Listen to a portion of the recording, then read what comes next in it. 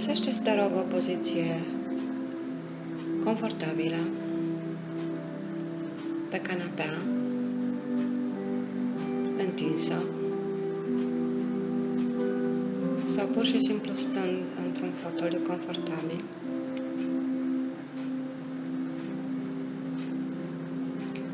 Și închide, te rog, ochii pentru a putea să te relaxezi.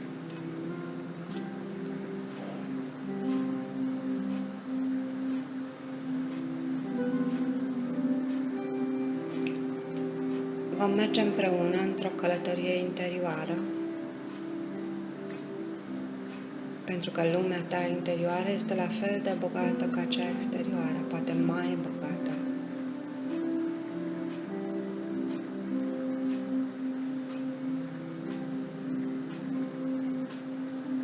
Imaginația și creativitatea ta sunt posibile atunci când te relaxezi. Să le explorăm, deci, împreună.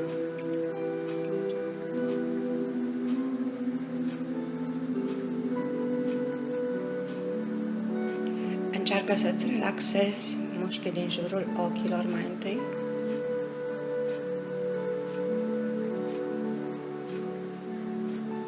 Mușchii pleoapelor. Relaxează-le cât poți tu de bine.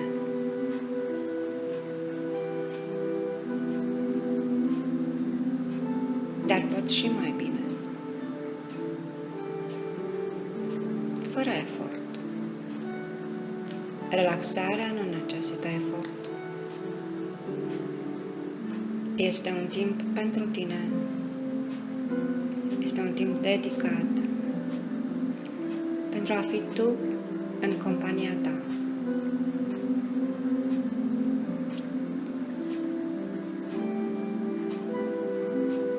Simți că mușchii din jurul ochilor și pleoapelor s-au relaxat foarte bine? Dacă nu, relaxează-i cât poți tu de bine.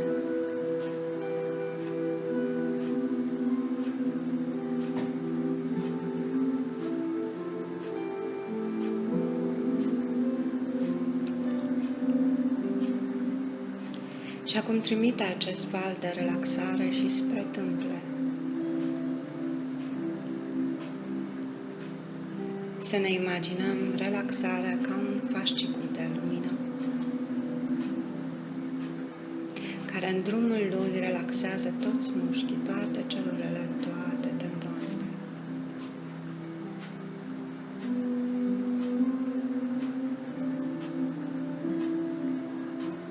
Ca și cum am desenat cu un creion de lumină pe pielea ta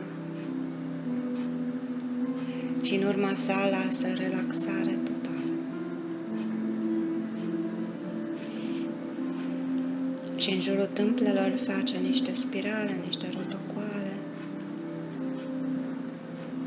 relaxând tâmplele foarte bine. Apoi se ridică spre frunte, unde relaxează toți mușchii frunții și toate cutele. Pur și simplu le destinde.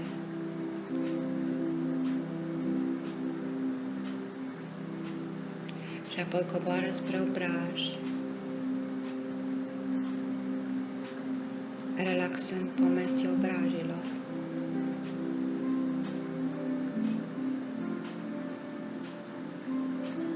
Obrazul stâng, obrazul drept. În urma acelui fascicul de lumină rămân profund relaxate.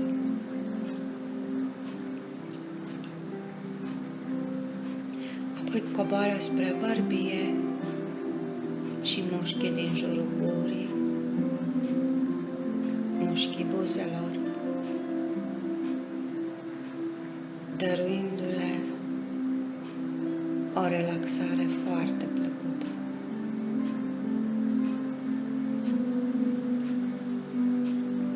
Alunecă spre gât, relaxând mușchii gâtului profund.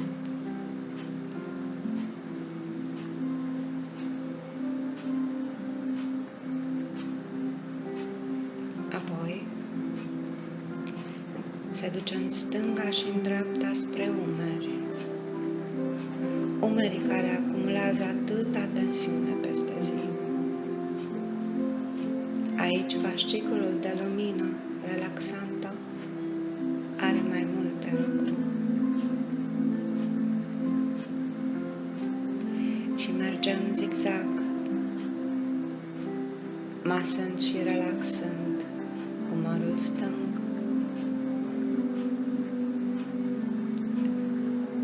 Relaxează total umărul drept.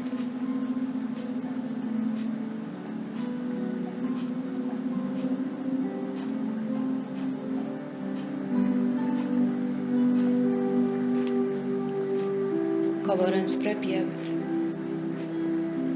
unde găsește tensiunea de peste zi și grijile.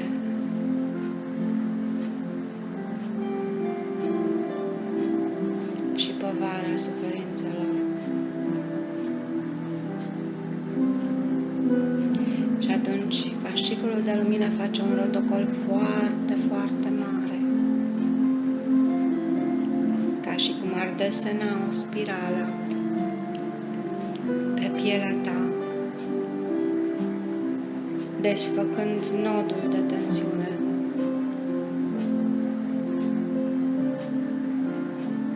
Din pieptul tău.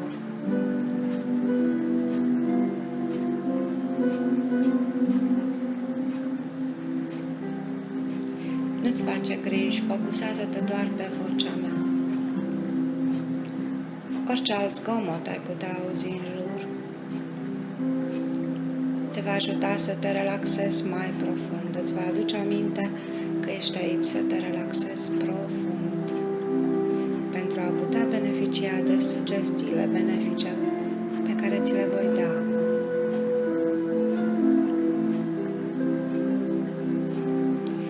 Simte cum deznoadă acel nod de stres, de apăsare din pieptul tău. Și te simți mai ușoară, oftează sau respira adânc. Cum simți tu?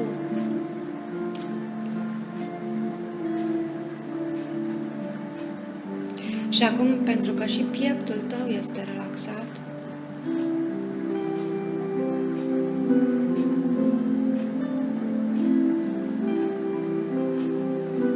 fasciculul de lumină se duce spre abdomen,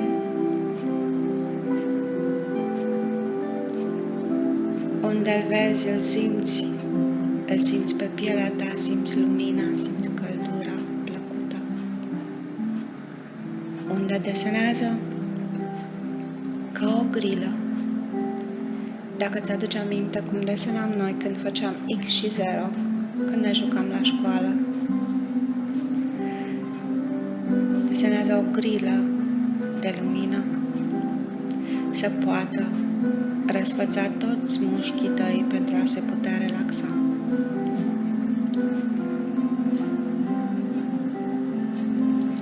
Apoi coboară spre șolduri.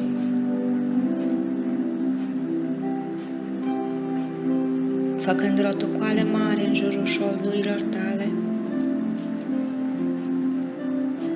pentru a le dărui și lor relaxarea. Apoi se duce spre picioare,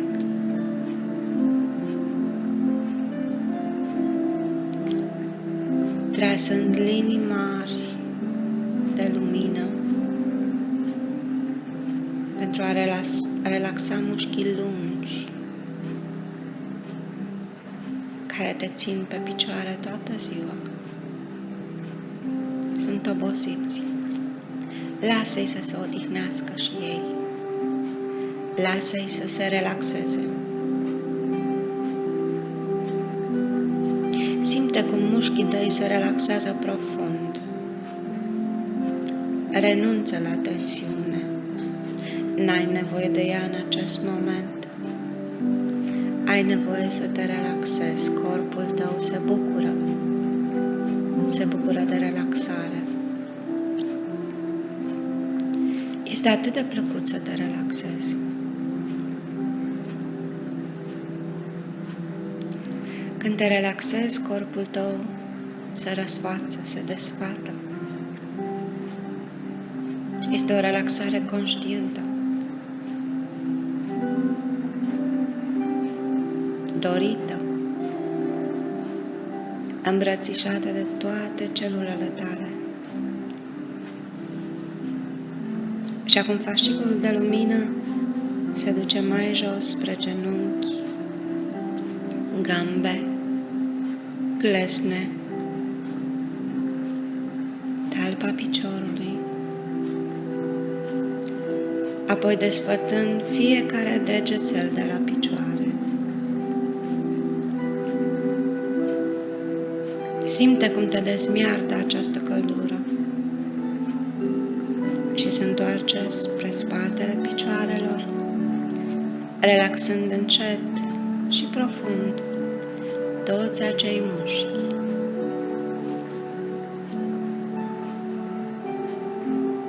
Apoi relaxează toți mușchii bazinului.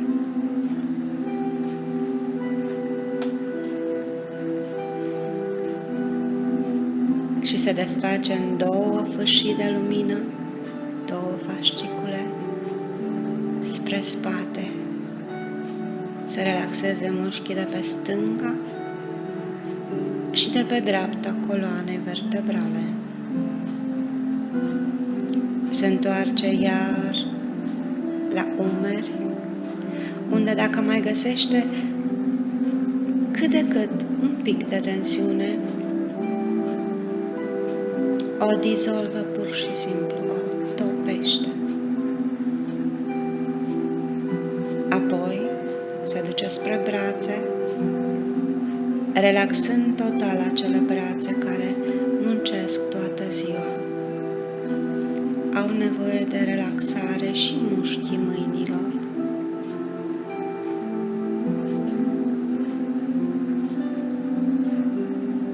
Încet, încet se relaxează orice mușchi, orice celulă, orice tendon, mergând sigur spre palme și fiecare deget de la mână.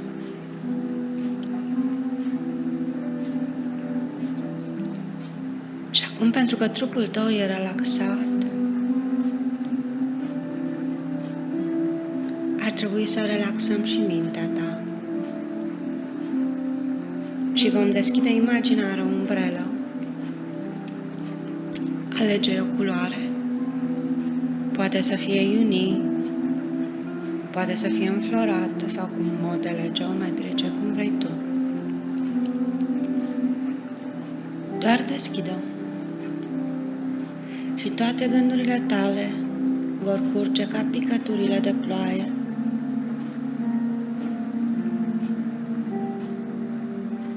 pe suprafața umbrelei, iar sub umbrelă vom avea o relaxare totală a minții,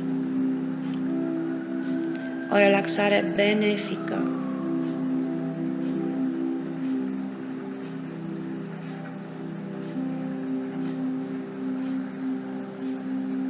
Acum, pentru că trupul tău și mintea ta sunt relaxate,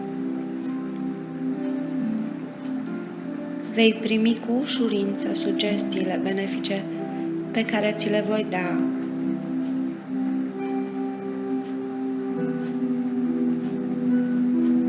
Cât te pregătești de această operație, amintește-ți mereu că ai controlul asupra fricii sau anxietății, că organismul tău are o capacitate extraordinară de refacere, iar subconștientul tău va face tot ce trebuie ca operația ta să decurgă perfect,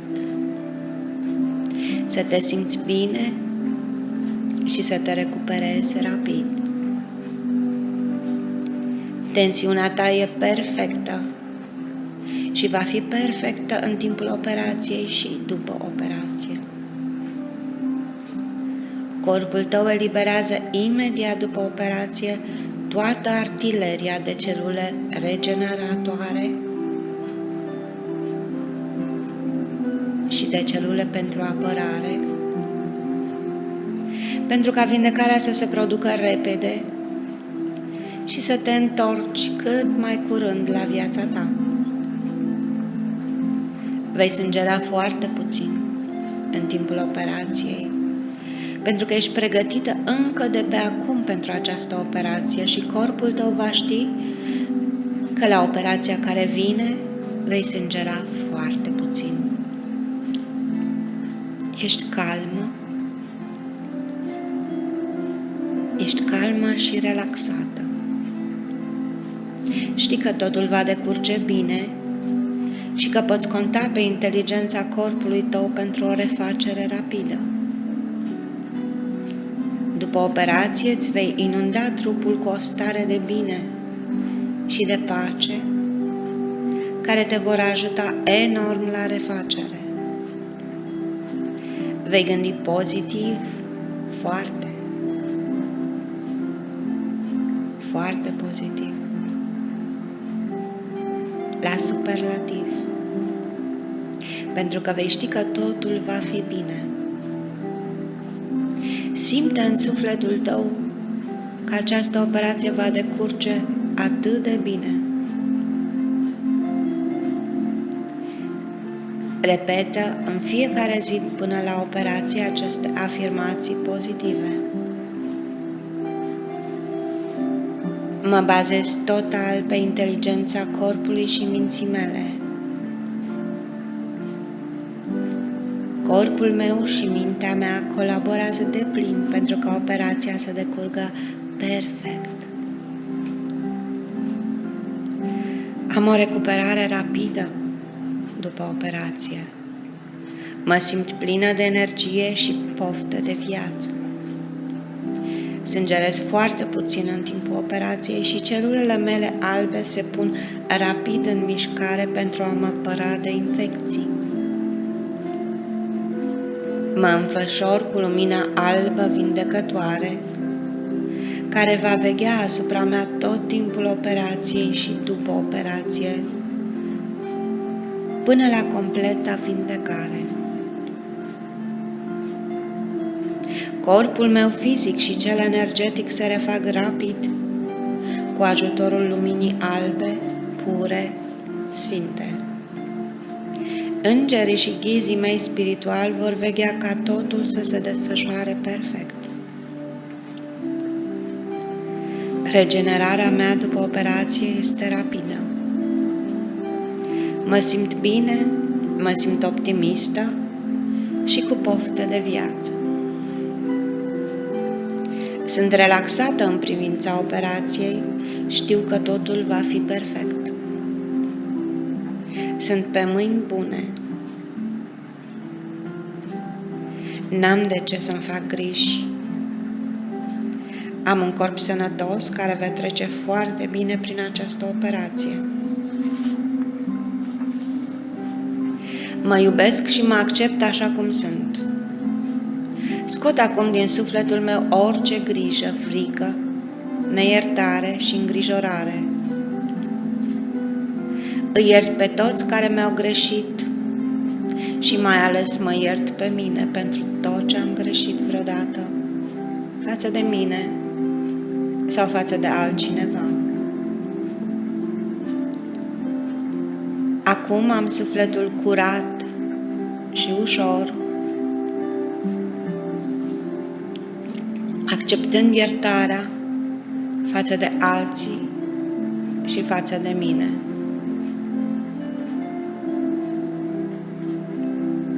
Vizualizează acum grija, îngrijorarea ta față de operație.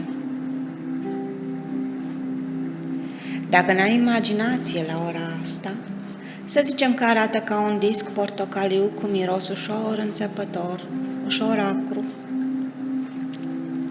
și care la atingere are o suprafață zgrumțuroasă, ca o pilă de unghii ca un șmirghel. Imaginează-ți că e undeva prin corpul tău. Încearcă să simți locul unde e localizată această îngrijorare, respectiv discul portocaliu. Încearcă acum. Cu puterea minții, scoate acel disc portocaliu afară din trupul tău și aruncă-l în soare cu toată puterea ta. Fă asta în imaginația ta, în mintea ta, cu ochii minții. Privește-l cum se duce în soare și e ars de lumina lui purificatoare. Acum că discul a plecat din trupul tău, ar trebui să te simți mai ușoară și mai relaxată în privința operației. Totul va fi bine și te vei recupera rapid. Ai un organism foarte puternic și cu putere de recuperare uimitoare.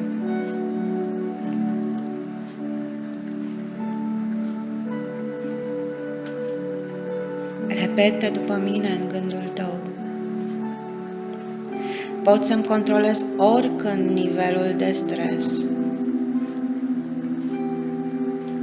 Pentru că îmi imaginez că sunt în camera de comandă a emoțiilor. Și într-un colț e un fel de termometru al stresului. Iar eu reduc cu ușurință stresul apăsând pe un buton albastru. Până când nivelul de stres este la minim. Văd cum lichidul roșu din termometrul stresului coboară până spre 0. Oricând nivelul meu de stres se simte ridicat, tu poți veni în această cameră să ți-l reduci și să reduci astfel nivelul exagerat de cortizol care se eliberează când ești stresată.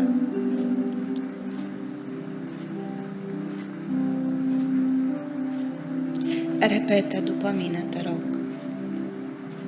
Apoi mă uit în celălalt colț al camerei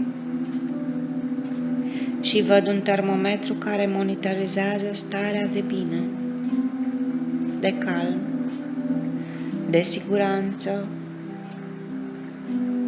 siguranță de sine și încredere că totul e bine.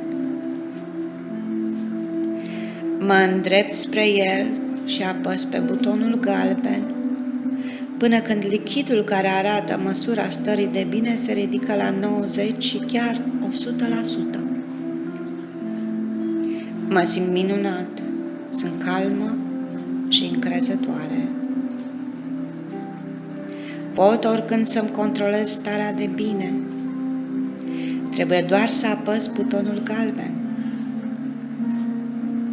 Și pentru a-l avea mereu la îndemână, voi fixa butonul galben undeva pe trupul meu, să zicem pe umăr, pe șold, pe spate sau pe abdomen. Alege, te rog, locul unde vrei să fixezi butonul. Imaginar, bineînțeles, dar va funcționa. Când vei apăsa de 5 ori la rând acolo, unde te-ai hotărât să fixezi butonul galben, starea ta de bine va tinde spre maxim posibil.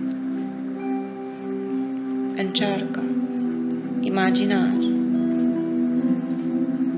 să fixezi butonul unde ți-ai ales să-l fixezi. Apoi repetă din nou după mine. Sunt pregătită pentru această operație pentru că am încredere în îngerii mei păzitori, în lumina albă sacră și în capacitatea extraordinară a corpului meu de a se reface rapid.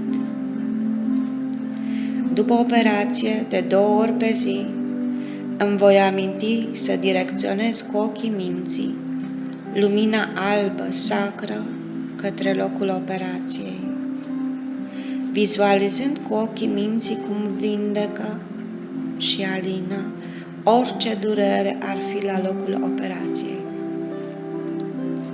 Am încredere în viitor, în mine și în capacitatea mea naturală de a mă vindeca.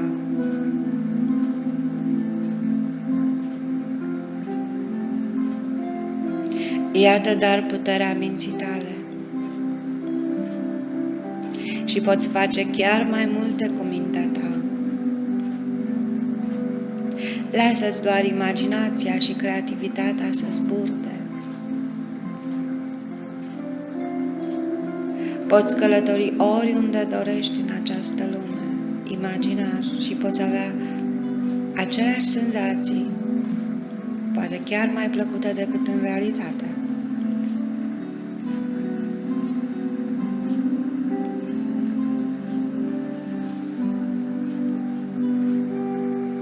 Acum vom încheia ușor, blând, delicat această stare de relaxare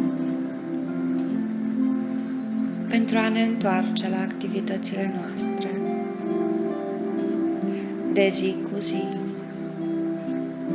Și dacă simți un regret pentru că trebuie să părăsim această stare de relaxare, nu-ți face griji, te poți întoarce oricând ascultând această sesiune de relaxare. Voi număra